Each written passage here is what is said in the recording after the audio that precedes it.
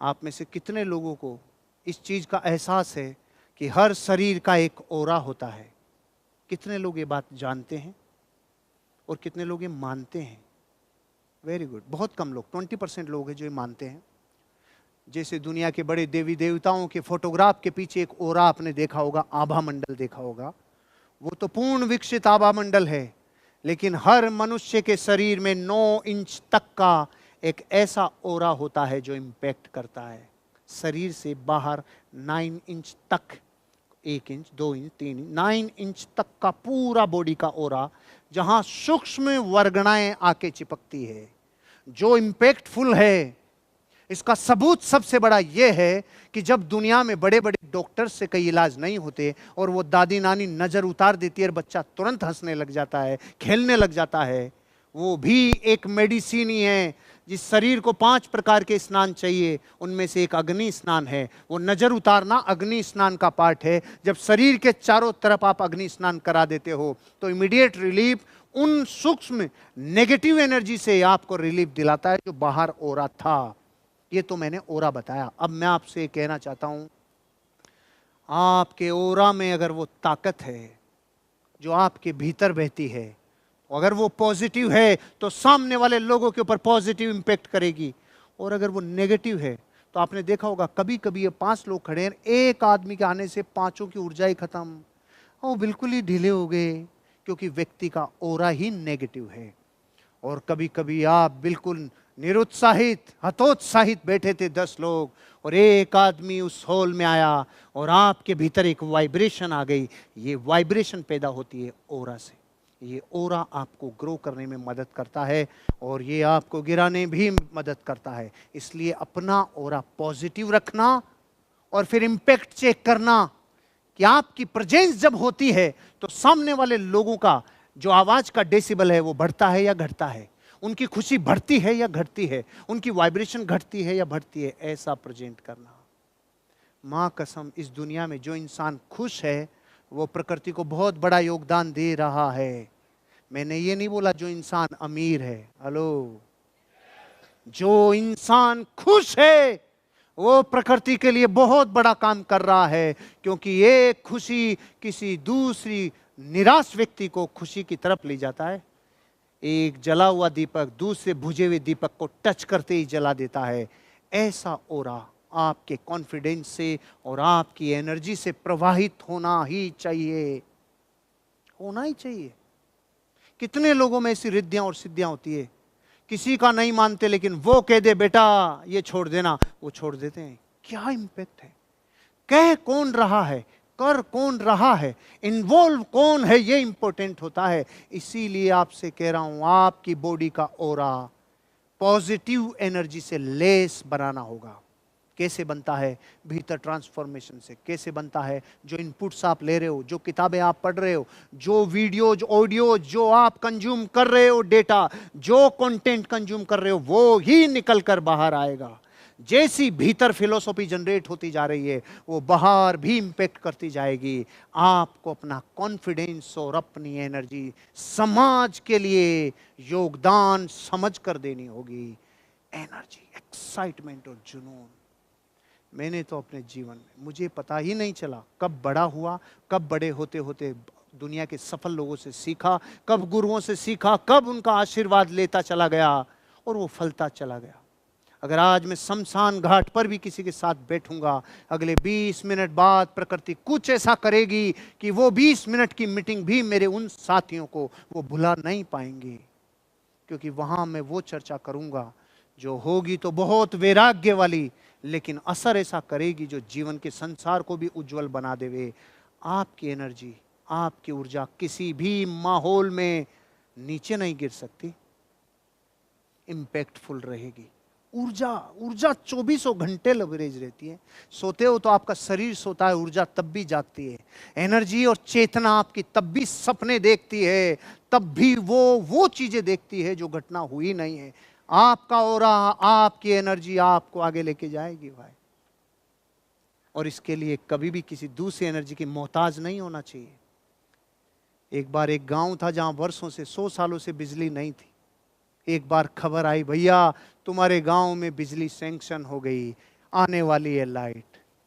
तो पूरा गांव उत्सव मना रहा था, पूरा गांव खुश था, क्योंकि एनर्जी वाली बात है, कॉन्फिडेंस वाली बात थी।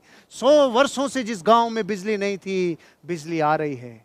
तो सब लोग कलेक्टर का धन्यवाद देने के लिए पूरा मेला बन के गांव में जा रहा था, नाचते झूमते गाते गांव वाले। एक साथ में कुत्ता भी था, नाच रहा था, झूम रहा था, गा रहा था।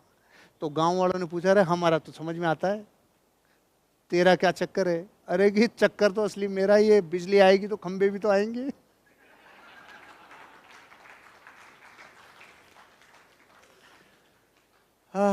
कई बार 1-2 दिन भी लग जाते हैं मेरी बातों को समझने में। कहीं आप ये देखिए कि भाई इसमें दम नहीं था, वो हो गया, 1-2 दिन बाद भी हंसते हैं कई लोग मीटिंग में जाने के।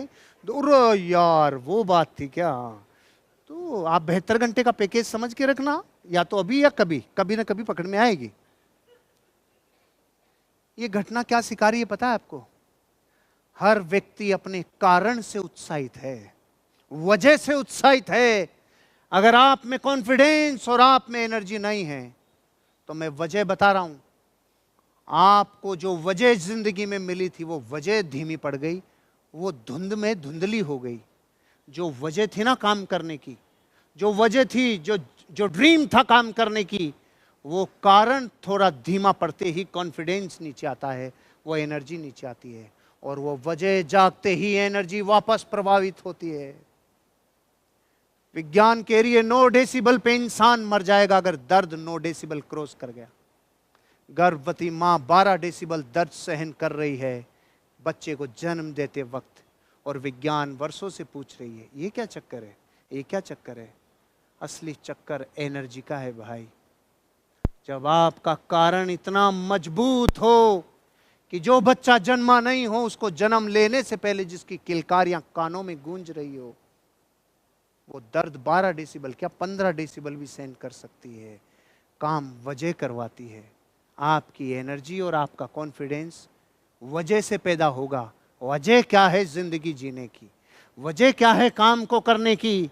अगर उसमें आपको कुछ बहुत बड़ा विजन दिख रहा है, तो काम कितना भी छोटा और बड़ा हो, उत्साह झलकेगा, एनर्जी प्रवाहित होगी, और वो असर सामने वाले के ऊपर डालेगी ही डालेगी। आपको एग्जूड करना है। और ये कैसे पता चलता है कि आपकी एनर्जी और ऑरा काम कर रहा है कि नहीं कर रहा? ऑफिस में आने की चाल से पता चल जाता है, आज पिट के आया है, थूक के आया है, या गालियां सुन के आया है, कि खा के आया है। आपकी एंट्री एनर्जेटिक होनी चाहिए, एनर्जेटिक होनी चाहिए। मेरे को लोग कहते हैं सर आप क्या, जितनी भीड़ होती है ना उसमें एंट्री में आपका मजा बढ़ता ही जाता है। सुन, आज तो लाखों लोगों की भीड़ में एंट्री हो रही है म्यूजिक के साथ।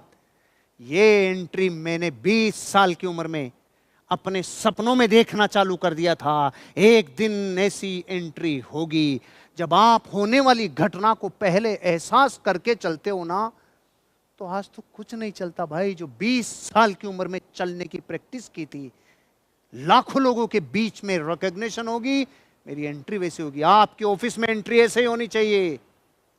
ऑफिस की एंट्री आपकी ऊर्जावान होनी चाहिए। आपकी एंट्री कॉन्फिडेंस का सूचक है। आपका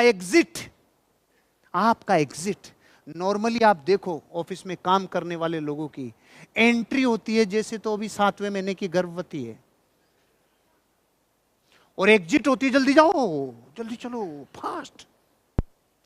एंट्री भारी, एग्जिट ऐसे कि ओहो कुछ छूट रहा है रे, कुछ छूट रहा है रे, कुछ छूट रहा है भाई।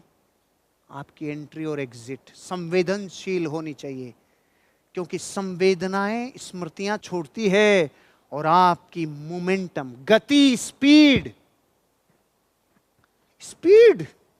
और लोगों को देखता हूं पता नहीं इतना ढीला कौन सा कोर्स करके बनते हैं लोग। कोई विशेष कोर्स है क्या जिससे आदमी पूर्ण ढीला हो सकेगा? हाँ रुको जी, आ रहे भाई साहब। मोमेंटम क्यों नहीं है? दरअसल क्या है, बुढ़ापे का संबंध उम्र से है ही नहीं। बुढ़ापे का संबंध उम्र से नहीं है। नहीं तो 93 इयर्स में अमेरिका में बॉडी बिल्डिंग करके वर्ल्ड रिकॉर्ड बना देना, अगर उम्र मोहताज होती तो वो नहीं कर पाता। कैसे किया? आपको और हमें अपने जीवन में अपनी कॉन्फिडेंस, अपनी एनर्जी को एंट्री में भी दिखाना, एग्जिट में भी दिखाना, और थोड़ा मोमेंटम में भी दिखाना, गति भी दिखाना। मोमेंटम, जो मैंने शुरू में भी आपको बोला, मोमेंटम।